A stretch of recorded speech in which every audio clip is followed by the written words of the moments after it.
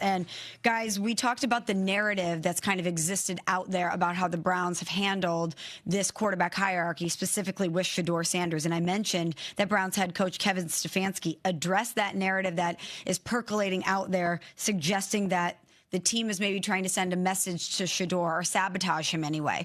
Coach Stefanski addressed those comments this weekend. I don't concern myself with outside type of things.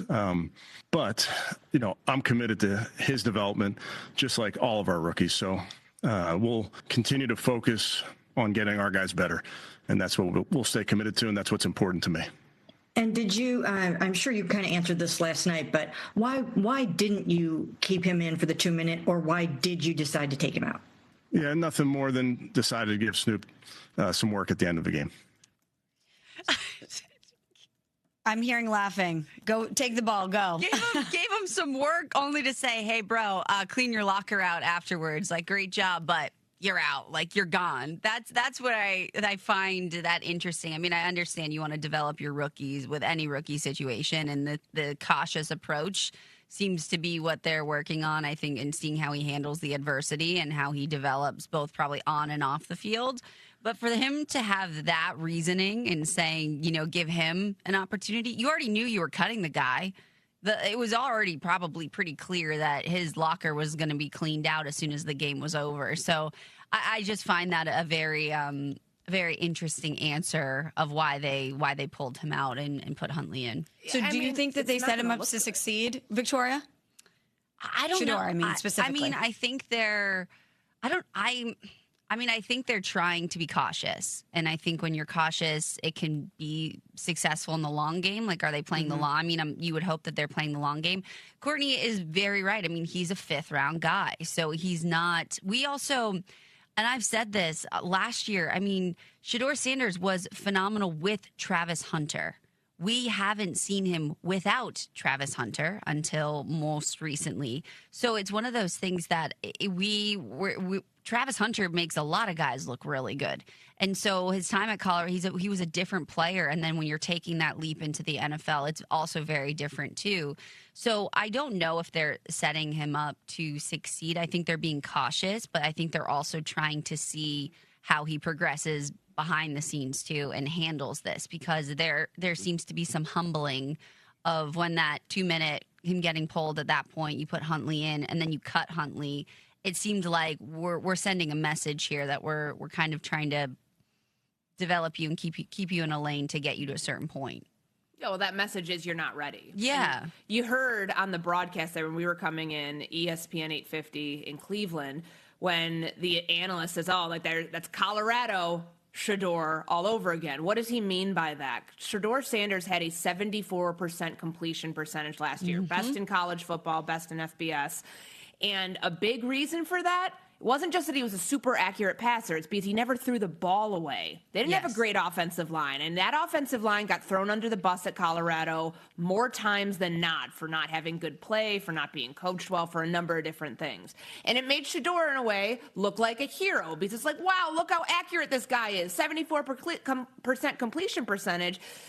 And a lot of that is inflated because he held onto the ball. He would take sacks. He wouldn't throw the ball away, which I think that bad habit is translating itself into the NFL. On that sack where he's running around back there, can't find any way to get out of a jam. Instead of throwing the ball out of bounds, he takes a sack for a 24-yard loss. That is a liability to any team, no matter what string of quarterback, what union you're playing with. If you do that, you don't deserve to be in the game.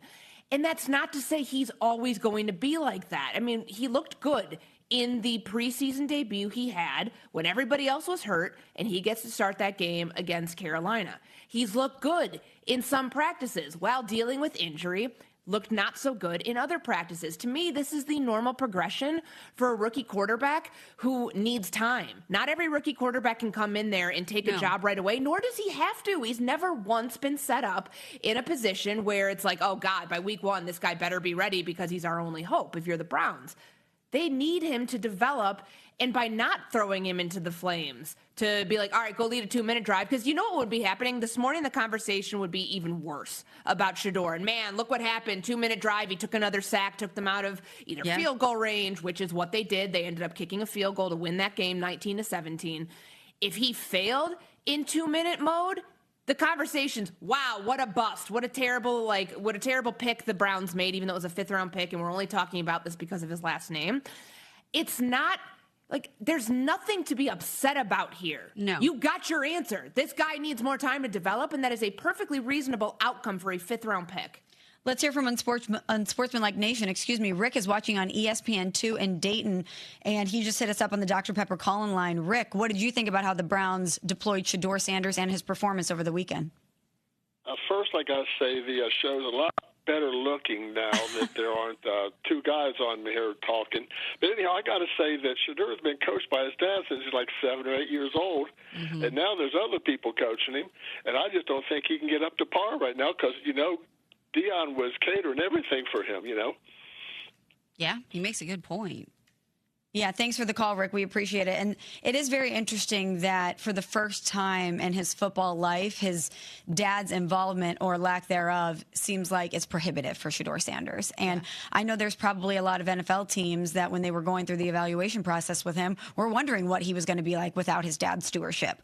Victoria, you mentioned it. What will he be like without Travis Hunter? What will he be like without a situation where he is very comfortable and is commanding the huddle because of all of the nature of the dynamics of the environment that's around him? Those are questions that the Browns needed to get answered. And to your point, Courtney, I think they got it. I think they know that he's a 5th-round pick. He needs some more seasoning. He needs some more time. And hopefully they give him the space to continue to develop. The thing that I find so funny is that we make all of these excuses for Shedeur. I wrote some of them down. He wasn't given enough opportunities by the coaches. The guys he played with, the third stringers, were not very good. The wide receivers didn't get open. The offensive line didn't play for him, block for him. Stefanski didn't call. When is it going to be on the quarterback? Is it going to be on Shedeur? I want Shedeur to succeed. I want to see all of these guys that we watched in college and were exciting players. I want to see them all succeed. But at what point, watching the sack, if you're watching us on ESPN2 right now, this is him. What feel does he have for the pocket? Ladies, we're not blind. We're watching this, and we're trying to feed into the noise that's out there simply because he's got a very large fan base, because he's a celebrity quarterback who has made his way into the NFL, into a system that is completely different from what was his life in Colorado. It would not have been fair to Shedeur to put him out there for the 2-minute drive. And I understand that there was this conversation he had on the sideline with Kevin Stefanski, kind of wait, you're pulling me right here? Why?